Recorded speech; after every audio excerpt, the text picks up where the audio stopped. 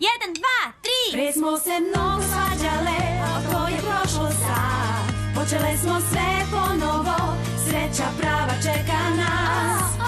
I u cijeloj školi to se osjeća, da mi smo prijatelji zauvek, da. Mi smo zajedno, sve je odlično.